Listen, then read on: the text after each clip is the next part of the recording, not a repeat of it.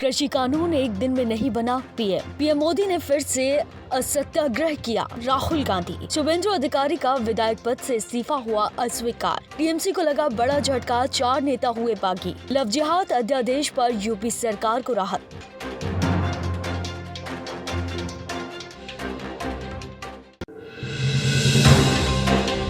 कृषि कानून को लेकर चल रहे विरोध को लेकर पीएम मोदी ने एक बड़ा बयान दिया। पीएम मोदी ने किसानों को भरोसा दिलाते हुए कहा कि एमएसपी जैसे पहले दी जाती थी अभी भी वैसे ही दी जाएगी। नए कृषि कानून रातों रात नहीं बने हैं, इस पर लंबे समय तक चर्चा की गई है। विपक्ष केवल किसानों के भोलेपन का फायदा उठा रही है। हम किसानों की हर चिंता को खत्म करने के लिए तैयार है। ये कानून किसानों के भले के लिए बनाया गया है।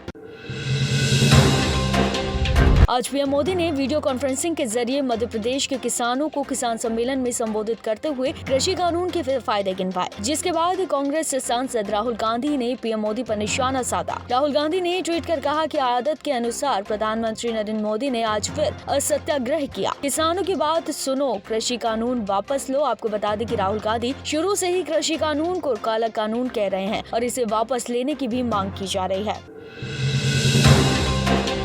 तृणमूल कांग्रेस के कद्दावर नेता रहे और विधायक शुभेंदु अधिकारी ने टीएमसी और विधायक पद से इस्तीफा दे दिया, लेकिन विधायक पद से इस्तीफे के पश्चिम बंगाल विधानसभा अध्यक्ष विमान बनर्जी ने कहा कि ये स्वीकार नहीं किया जाएगा। विधानसभा स्पीकर ने कहा कि शुभेंदु अधिकारी का इस्तीफे में प्रक्रियागत खामियां होने के कारण ये स्वीकार नहीं किया गया है। आपको बता दें कि अधिकारी जल्द ही बीजेपी में शामिल होने वाले हैं।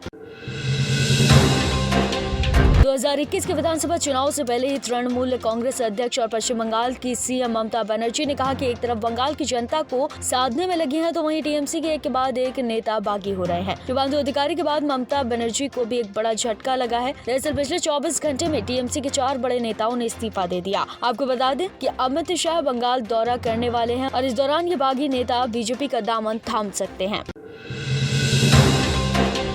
यूपी में धर्म परिवर्तन कराकर शादी करने वाले लव जिहाद की घटनाओं को रोकने के लिए बनाए गए अध्यादेश का इलाहाबाद हाईकोर्ट ने यूपी सरकार से जवाब तलब किया। हालांकि इस अध्यादेश पर अभी इलाहाबाद हाईकोर्ट ने राहत देते हुए जनवरी तक विस्तृत जवाब दाखिल करने के लिए कहा, जिसके बाद 7 जनवरी को इस मामले में सुनवाई होगी। फिलहाल अध्यादेश पर अंतरिम रोक लगाए जाने से इलाहाबाद हाईकोर्ट ने इनकार किया।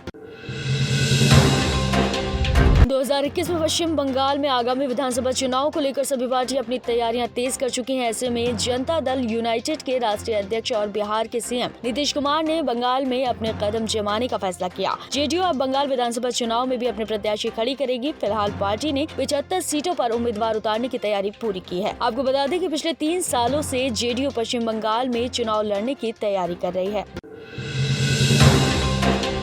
दिल्ली नगर निगम और दिल्ली सरकार के बीच चल रही तनातनी के बीच दिल्ली के सीएम अरविंद केजरीवाल ने एमसीडी पर बड़े घोटाला करने का आरोप लगाया है। दिल्ली सीएम ने कहा कि एमसीडी का किया घोटाला सीडब्ल्यूजी घोटाले से भी बड़ा घोटाला है। आपको बता दें कि अब तक कांग्रेस के राज में सीडब्ल्यूजी सबसे बड़ा घोटाला माना जाता है। दिल्ली सीएम ने अप्रत्यक्ष तौर पर बीजेपी पर निशाना साधते हुए कहा कि इससे अच्छा हुआ कि इसके हाथ में दिल्ली की सरकार नहीं तो पता नहीं कितने घोटाले होते।